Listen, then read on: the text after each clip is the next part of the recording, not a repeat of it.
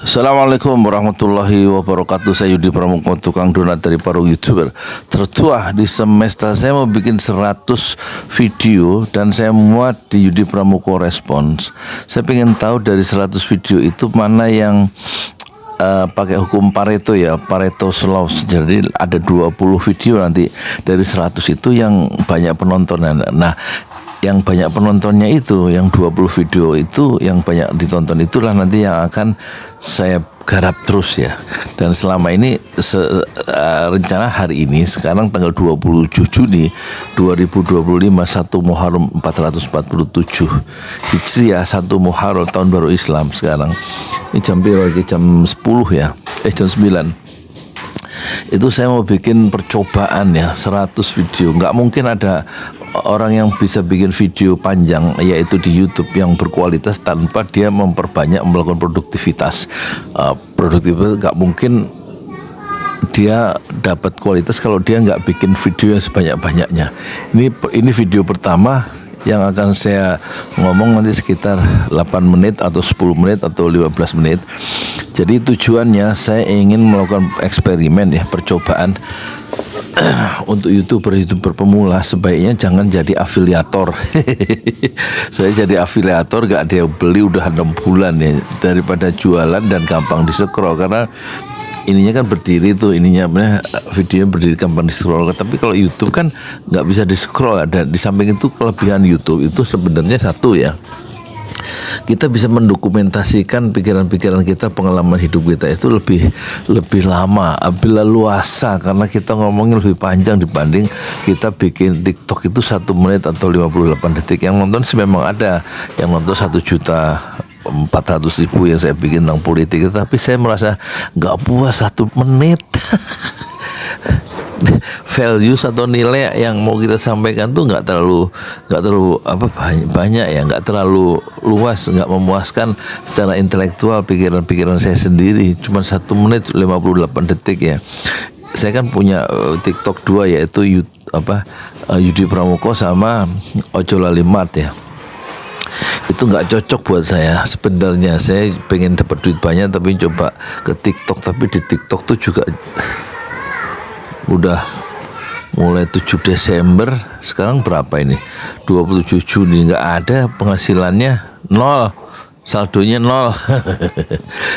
Jadi saya kayaknya meskipun banyak orang sukses dapat duit banyak, tapi saya hidup ini nggak perlu duit banyak juga. Tapi bagaimana saya memberikan satu enlightenment, pencerahan ya kepada orang-orang ya, bahwa hidup itu jangan disimplifikasi, jangan disederhanakan hanya untuk cari uang ya. Jadi pertama, kelebihan YouTube itu menurut saya, dia bisa memberikan ruang-ruang yang lebih besar kita untuk berkreasi, untuk mengembangkan imajinasi, untuk mengembangkan pikiran-pikiran, untuk menyebarkan perspektif-perspektif yang lebih kaya kepada penonton ya.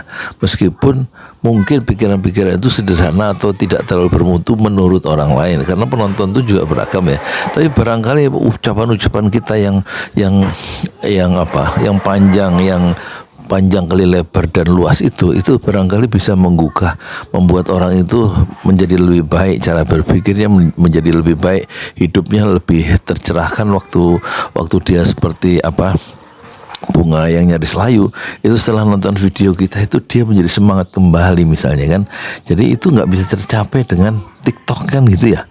Dan kemudian orang-orang yang misalnya pintu-pintu harapan yang tampaknya agak tertutup, terus kita kasih motivasi, kita pandangan, kita saat pakai semacam side argumen, terus tahu-tahu tiba-tiba penonton yang tadinya itu merasa pintu harapannya di masa depan tuh nyaris tertutup, itu terbuka kembali karena dia menonton YouTube kita yang memang agak cukup panjang, yang nggak bisa kita sampaikan pikiran-pikiran dan pandangan-pandangan kita kalau melalui TikTok yang cuman 15 detik atau 10 detik atau sekitar 60 detik ya.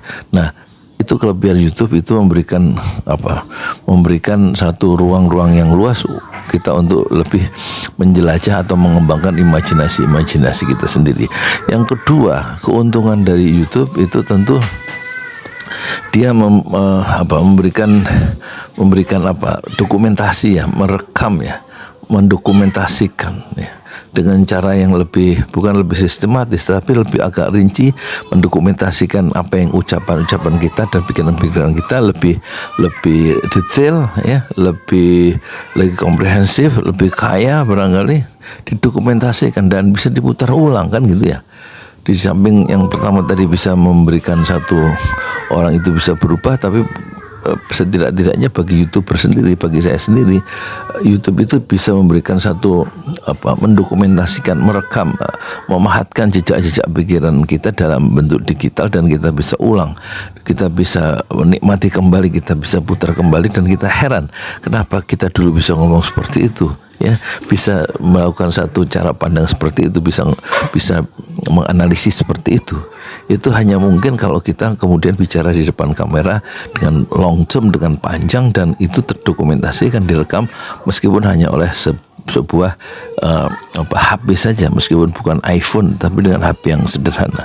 Jadi dia ada unsur dokumentatifnya kalau YouTube, dan 8 menit atau 15 menit itu cukup ya untuk mendokumentasikan tema-tema tertentu ya, yang cukup memuaskan secara intelektual kita sendiri, memuaskan dahaga intelektual sendiri, dan kita merasa apa yang kita ucapkan terdokumentasikan, dan kita merasa bangga, bersyukur ya, bahwa pikiran-pikiran kita yang sederhana itu bisa dinikmati atau terdokumentasikan setidak-tidaknya, dan bisa kita nikmati pertama-tama oleh diri sendiri, dan menjadi refleksi, menjadi cermin bagi kemajuan-kemajuan intelektual kita sendiri.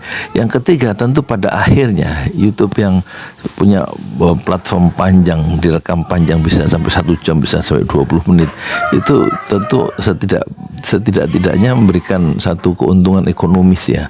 Kalau dia kemudian banyak peminatnya, ditonton oleh banyak orang, dan kita mendapatkan adsense dari situ, mendapatkan satu keuntungan ekonomis dari situ, itu yang untung ternyata si kreator sendiri, si YouTuber sendiri, karena ditonton oleh banyak orang ya. Bukan hanya manfaatnya meluas, tetapi juga secara ekonomis dia akan dapat duit dapat cuan dari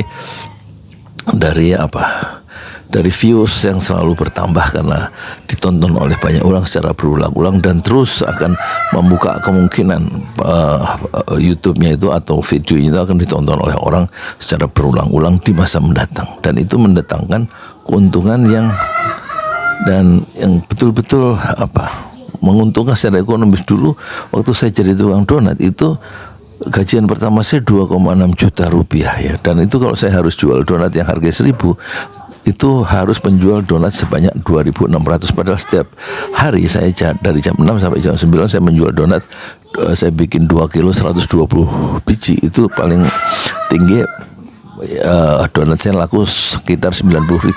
Tapi gajian pertama di YouTube, yaitu YouTube Pesantren Ojolali, itu gajian pertama yaitu 2,6 juta rupiah. Kemudian gajian kedua meningkat menjadi 19,5 juta ya, 19,5 juta, dan itu setelah 19,5 juta bulan kedua itu saya beli laptop 2 untuk anak saya, yaitu merek Dell 2 kali 7 juta, jadi 14 juta.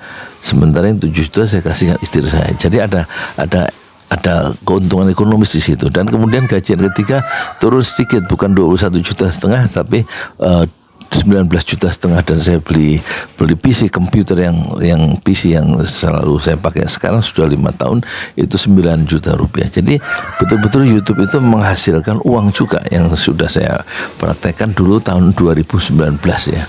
Oleh karena itu YouTube itu ya, kalau kita bicara panjang saya ringkas ya. Pertama, dia bisa memberikan satu pencerahan ya terhadap orang lain yang mungkin buntu hidupnya atau tidak punya informasi, kemudian dia mendapat informasi yang berguna meskipun kecil ya, dari satu ungkapan-ungkapan, uraian-uraian yang lebih panjang, yang lebih rinci, dan kemudian dia menjadi tercerahkan dan memiliki semangat hidup baru kembali ya. Dan yang kedua, YouTube itu ringkasannya ya, itu memberikan satu bisa mendokumentasikan ya perjalanan intelektual kita atau pikiran-pikiran kita yang sederhana terdokumentasikan, dan eksplorasi pemikiran kita yang sangat rinci itu bisa didokumentasinya seluk pikiran atau lekuk-lekuk pikiran kita sendiri, percikan-percikan intelektual kita sendiri bisa didokumentasikan, karena kita punya ruang yang panjang di YouTube, bisa ngomong sampai sejam sampai 2 jam sebenarnya.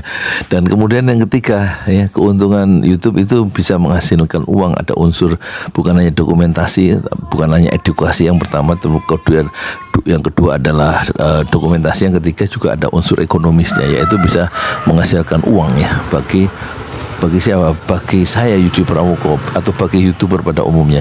Ini sudah 10 menit 21 detik. Saya sudahi sampai sekian ya. Inilah video pertama saya untuk dari percobaan 100 video. Mana nanti yang paling banyak viewersnya.